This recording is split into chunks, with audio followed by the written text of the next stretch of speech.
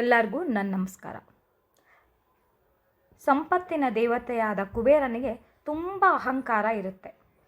ಅದನ್ನು ಗಣೇಶ ಯಾವ ರೀತಿ ಅವನ ಅಹಂಕಾರವನ್ನೆಲ್ಲ ಇಳಿಸ್ತಾ ಅನ್ನುವಂಥ ಕಥೆಯನ್ನು ನಿಮಗೆಲ್ಲರಿಗೂ ತಿಳಿಸ್ಲಿಕ್ಕೆ ಇಷ್ಟಪಡ್ತೀನಿ. ಸಂಪತ್ತಿನ ಅಧಿದೇವತೆಯಾದ ಕುಬೇರನಿಗೆ ತಾನೇ ಶ್ರೀಮಂತ ದೇವರು ಅನ್ನೋವಂಥ ಅಹಂಕಾರ ತುಂಬಾ ಇತ್ತು. ಅವನಿಗೆ ಈ ತನ್ನ ಸಂಪತ್ತನ್ನು ಎಲ್ಲರಿಗೂ ತೋರಿಸ್ಕೋಬೇಕು, ದೇವಾನುದೇವತೆಗಳಿಗೆಲ್ಲ ತೋರಿಸ್ಕೋಬೇಕು ಅನ್ನುವಂಥ ಬಯಕೆ ಆಗುತ್ತೆ. ಅದಕ್ಕೆ ಅವನೇನು ಮಾಡ್ತಾನೆ ಅಂದರೆ, ಒಂದು ದಿನ ಭೋಜನ ಕೂಟವನ್ನು ಏರ್ಪಡಿಸ್ತಾನೆ.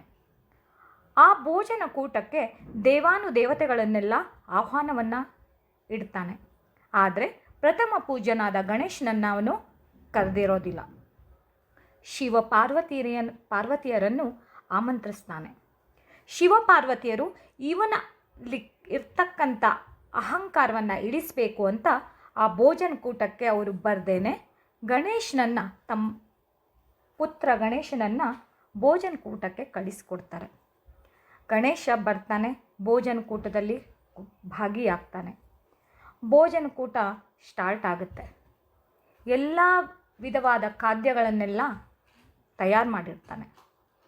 ಗಣೇಶ ಒಂದಾಗಿ ತಿಂತಾ ಹೋಗ್ತಾನೆ. ಇನ್ನೇನು ಒಂದಾದ ಮೇಲೆ ಒಂದು ಖಾಲಿ ಆಗ್ತಾ ಹೋಗುತ್ತೆ. ಇದನ್ನೆಲ್ಲ ನೋಡ್ತಿರ್ತಂಥ ಕುಬೇರನಿಗೆ, ಏನಪ್ಪ ಇದು, ಇವನ್ನೆಲ್ಲನೂ ತಿಂದು ಖಾಲಿ ಮಾಡ್ತಾ ಇದ್ದಾನಲ್ಲ, ಇಷ್ಟು ಬೇಗ ತಿಂದು ಮುಗಿಸ್ತಾ ಇದ್ದಾನೆ ಅಂತ ತಲೆ ಬಿಸಿ ಆಗುತ್ತೆ. ಅಲ್ಲಿರ್ತಕ್ಕಂಥ ಖಾದ್ಯಗಳೆಲ್ಲ ಮುಗಿದ ಮೇಲೆ ಅವನ ವಜ್ರ, ವೈಡೂರ್ಯ, ಚಿನ್ನಾಭರಣಗಳನ್ನು ತಿನ್ನೋಕ್ಕೆ ಶುರು ಮಾಡ್ತಾನೆ. ನಂತರ ಅವನು ಕುಬೇರನನ್ನೇ ತಿಂದು ಮುಗಿಸ್ಲಿಕ್ಕೆ ಹೊರಡ್ತಾನೆ. ಇದರಿಂದ ಭಯಗೊಂಡಂಥ ಕುಬೇರ ತನ್ನ ಸಹಾಯಕ್ಕಾಗಿ ಶಿವನ ಬಳಿಗೆ ಓಡಿ ಹೋಗ್ತಾನೆ. ಆಗ ಶಿವ ಕೈ ತುಂಬ ಹುರಿದ ಧಾನ್ಯಗಳನ್ನು ಗಣೇಶನಿಗೆ ನೀಡಿ ಅವನ್ನ ಹಸಿವನ್ನು ನೀಗಿಸು ಅಂತ ಕೇಳ್ತಾನೆ. ಆಗ ಕುಬೇರನಿಗೆ ತಾನು ಮಾಡಿದ ತಪ್ಪು ಅರಿವಾಗುತ್ತೆ. ಆಗ ಕುಬೇರನಿಗೆ ಪಶ್ಚಾತ್ತಾಪ ಆಗಿ ಗಣೇಶನಲ್ಲಿ ತನ್ನ ಕ್ಷಮೆಯನ್ನು ಯಾಚಿಸ್ತಾನೆ.